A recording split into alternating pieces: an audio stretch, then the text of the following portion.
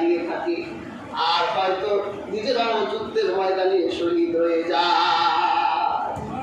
এই জন্য আল্লাহ পাক এই যোদ্ধাদেরকে ভালোবাসেন। হাদিস নববীতে এইরকম হাজারো প্রমাণ আল্লাহ রাসূলের সাহাবায়ে কেরাম রেখেছেন। মুতার যুদ্ধের দিকে তাকান, ওই যুদ্ধে আল্লাহ হাবিব মুতার যুদ্ধে 3 জন ব্যক্তিকে সেনাপতি বানিয়েছিলেন। একটা যুদ্ধে নেতৃত্ব তো একজনই দেয়, কিন্তু রাসূলুল্লাহ মুতার যুদ্ধে 3 জনকে নেতৃত্বের বোঝা তাদের হাতে চাপাই দিলেন। এর মধ্যে একজন ছিলেন জাফর, হযরত আলীর ভাই। আল্লাহর হাবিব বলল, জাফর তোমাকে নেতৃত্ব দেওয়া হলো। জাফরের পর নেতৃত্ব নেবে আব্দুল্লাহ বিন রাওয়াহা। আব্দুল্লাহ বিন রাওয়াহার পর জিহাদের নেতৃত্ব দিবে যায়েদ ইবনে হারেসা। যায়েদ বিন হারেসা বলল, হে আল্লাহর রাসূল, আমার কোনো পরিবার পরিজন নাই, আপনি আমার বাবা, আপনি আমার মা, আমার আর বাড়ি যাওয়ার দরকার নাই, আমি এখান থেকেই প্রস্তুতি গ্রহণ করলাম। হযরত জাফর বাড়ি চলে গেলেন, গিয়ে স্ত্রীকে বলল, স্ত্রী এই যে দেখো তলোয়ার উলঙ্গ করে ফেলেছি, যুদ্ধের ময়দানে যেতে হবে, যুদ্ধের মাঠে চলে যাই। স্ত্রী আঁচল আল্লাহর কাছে উঠাইয়া আল্লাহর কাছে দোয়া করলেন, হে আল্লাহ, আমার স্বামীকে যেভাবে আমি অক্ষত অবস্থায় মুতার প্রান্তরে পাঠিয়ে দিচ্ছি, আমার স্বামীকে অক্ষত অবস্থায় আমার বাড়ি ফিরাই দিও।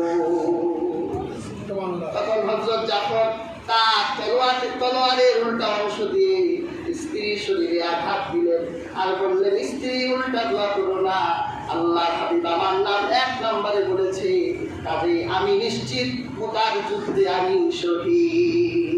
সুবহানাল্লাহ।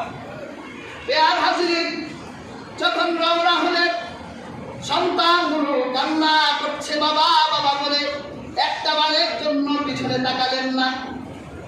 যুদ্ধের ময়দানে গিয়ে সীসা ঢালা প্রাচীরের মতো জিহাদের ময়দানে দাঁড়িয়ে গেলেন। বিষাক্ত তীরের আঘাতে হযরত জাফর ছিন্ন বিচ্ছিন্ন হয়ে গেলেন। হাদিসের কিতাব এসেছে, কিতাবুল বুখারীতে কিতাবুল মাগাজিতে হাদিসটা এসেছে, যখন হযরত জাফরকে শহীদ করা হয়েছিল, তার হাতটা এক টুকরা হয়ে গেল, একদিকে তার হাত, তার আরেকটা হাত আরেক টুকরা হয়ে গেল, পা টুকরা হয়ে গেল। তার হাতেই ছিল জিহাদের ময়দানে যুদ্ধের পতাকা।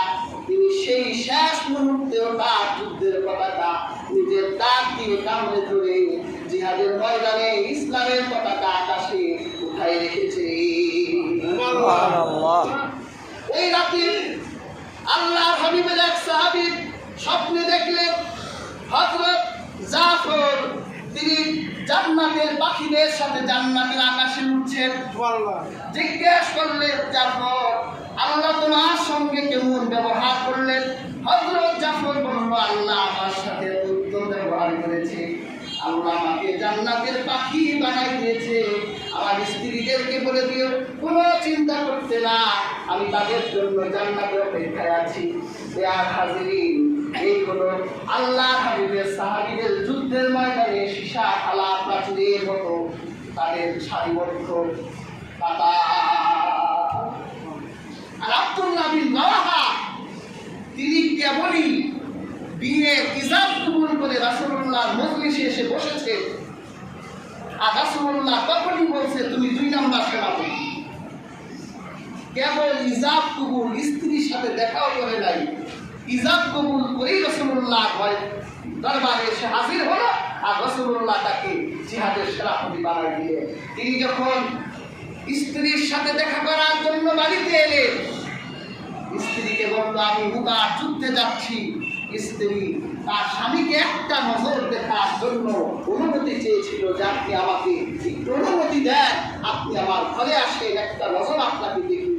তখন আব্দুল্লাহ বিন রাওয়াহা বলেছিল, মা আমি তোমার ঘরে ঢুকে পড়লেই আমার হৃদয়ে তোমার মায়া ছেড়ে যাবে। রাসূলুল্লাহর মায়ার উপর যদি এই মায়া প্রভাব বিস্তার করে, তাহলে আমার দুনিয়া শেষ, আখিরাত শেষ। তাহলে আমি আপনাকে একটা বার দেখি, যাতে কিয়ামতের দিন আপনার চেহারাটা দেখে আমি আল্লাহর কাছে বলতে পারি যে আমি শহীদ আব্দুল্লাহ বিন রাওয়াহার স্ত্রী। হে আল্লাহ, আমার শহীদ আব্দুল্লাহ বিন রাওয়াহার কাছে আমাকে পৌঁছে দেন। আব্দুল্লাহ বিন রাওয়াহা বলেছিল, না, চেহারা দেখার কোনো প্রয়োজন যদি আল্লাহ রাজি খুশি অর্জন করতে পারি, কিয়ামতের দিন চেহারা দেখা ছাড়াই আব্দুল্লাহ বিন রাওয়াহার স্ত্রীকে আব্দুল্লাহ বিন রাওয়াহার কাছে আল্লাহ পৌঁছে দিবেন। সুবহানাল্লাহ। এই ছিল তাদের অবস্থা। সীসা ঢালা প্রাচীরের মতো জিহাদের ময়দানে কাতারে দাঁড়িয়ে যেতেন, হয় গাজী নয় শহীদ। এই কনসেপ্ট যারা হৃদয়ে ধারণ করে আল্লাহ বলে যুদ্ধের মাঠের সেই মুজাহিদকে আমি আজিম থেকে ভালোবাসি। সুবহানাল্লাহ। কাজে হাজরিন, আজকের আলোচিত আয়াত থেকে শিক্ষা কি পেলাম? আলোচিত আয়াতের উদ্দেশ্য ছিল যে আল্লাহর ভালোবাসা পাওয়ার মাধ্যমগুলো কি।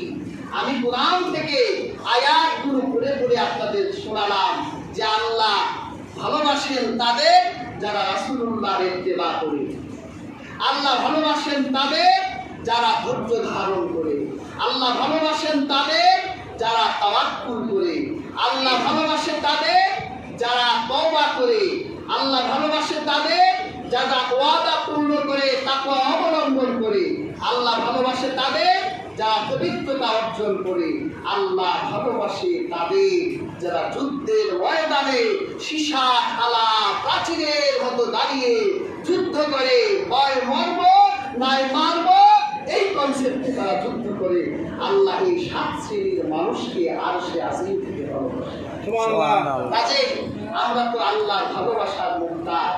আমরা আল্লাহর ভালোবাসা চাই না? চাই। আমরা তো আল্লাহর ভালোবাসা চাই, কিন্তু আল্লাহর ভালোবাসা পাইতে হলে এই 7টা শ্রেণীর একটা শ্রেণীতে থাকতে হবে। এই জন্য আজকের এই আলোচিত আয়াতগুলো এজন্য শোনালাম যাতে আমরা এই 7 শ্রেণীর যে কোনো এক শ্রেণীর অন্তর্ভুক্ত হয়ে আল্লাহর ভালোবাসা অর্জন করতে পারি। আল্লাহ সুবহানাহু ওয়া তাআলা আমাদের প্রত্যেককে সেই শক্তি ও সমর্থ হিম্মত দান করুন।